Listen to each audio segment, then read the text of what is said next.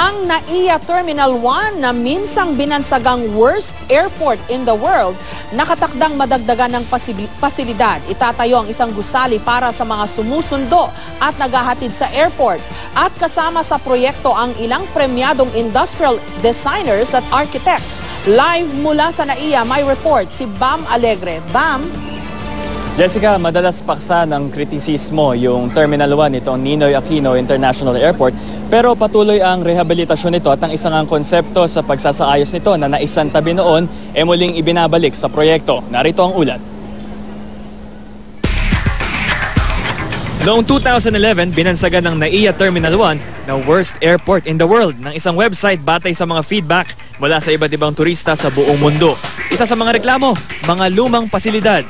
Noong 2011 din, naging viral video ang NAIA Terminal 1 Rehabilitation Concept ng premyadong industrial designer na si Kenneth Cobonpue, Architect Royal Pineda at concept designer Buji Layug.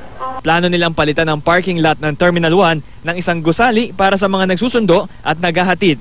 Pero hindi nabigyan pansin ang disenyong ito dahil pinili noon ng DOTC na ipaayos ang paliparan sa Leandro V. Locsin Partners, ang architectural firm na unang nagdisenyo nito. Saka pinagtuunan ng pansin ang structural repairs.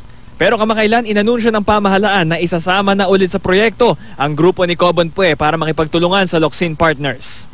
1981 nang itinayo ang NAIA Terminal 1 at ang carrying capacity nito 4.5 million na tao. 1991 pa lang, nahigitan na yan. Isa lang ang runway nito, hindi katulad ng mga paliparan sa iba't ibang bahagi ng mundo. Pero hindi na ito pwedeng palakihin dahil limitado lang ang espasyo nito. Kaya ang original nitong blueprint, hugis Y. Nananatili pa ring architect of record ang Leandro V. Locsin Partners at sa ngayon, hinihintay nilang matapos ang bidding process para masimulan na ang rehabilitation ng paliparan. Bagamat na isantabi naman ang disenyo nila noon, ikinatuwa ng grupo ni Cobonpue, Layug at Pineda na muli silang nilapitan ng pamahalaan. For us, past is past.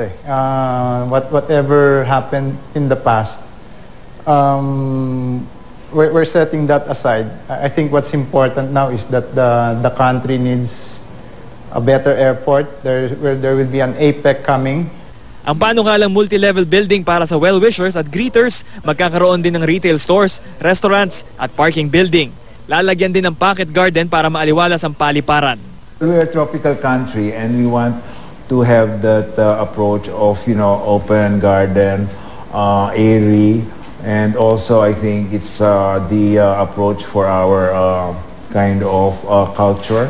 May bridgeway na magdudugtong sa paliparan at sa gusali para sa mga sasalubong. Para kahit na mga banyagang turista, makita na it's more fun in the Philippines pagdating sa pagsalubong sa mga balikbayan. If I'm the tourist, I see these Filipinos welcoming each other, very warm, with a good background this time. It's not anymore the dilapidated waiting area.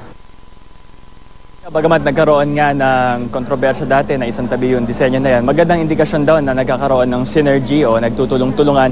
Ika nga makabagong bayanihan para maisalba yung paliparan na ito. Jessica? Okay, pero itong alliance na ito ngayon for the new airport or yung refurbished airport, BAM, paano nila i-integrate yung design ng bawat grupo ngayon? Well, doon sa briefing ni Presidential Spokesperson Edwin Lacerda, ang paghahati architect pa rin yung Leandro V. Locsin Partners and sa interiors yung team nila Kenneth Cobonpue, Buji Layug at ni Royal Pineda. Pero may doon sa original design ng grupo nila Cobonpue, meron ding concept design doon at meron ding ilang architectural input. So sa ngayon, although nasimulan na nung Locsin Partners yung structural repairs, pagtutuunan ng pansin ngayon, may bidding phase para dyan sa multi-level building na yan. Na yung dating open parking space dito, yun yung pagtatayuan nga ng building na pinaplano na yan. Jessica? Okay, kasi wala nang area for expansion kundi yung parking lot, no? BAM, so ibig sabihin yan, ang parking ilalagay na siguro sa basement nito, no? Parang ang mangyayari is similar to malls, itong building na to na tinatawag nila na parang building for well-wishers and greeters, yung mga naghahatid at nagsusundo. Dito darating and then may mga nakadikit dito na yung duty-free shops and yung mga retail stores, restaurants. Afterwards, merong doon parking area na multi-level din. Kumbaga, pagkatapos nila mag-shopping or kumain diretso sa parking lot, kasama yung mga bagahe, kumbaga yung flow, yung isinaisip yung kultura ng Pilipino na darating, makakain, mag-hug, and then diretso sa sasakyan. Jessica. Okay, exciting. Pero kailan daw sisimulan at kailan ang completion date?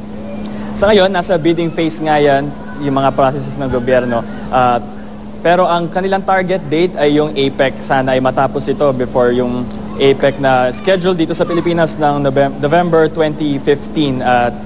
Well, we have roughly 2 years na lang. So, para sa kanila, challenge daw yung time frame nito. Pero they're positive naman na sa pagtutulungan nga ng iba't ibang ahensya ng pamahalaan and iba't ibang creative inputs, ma-achieve ito. Jessica? Maraming salamat, Bam Alegre.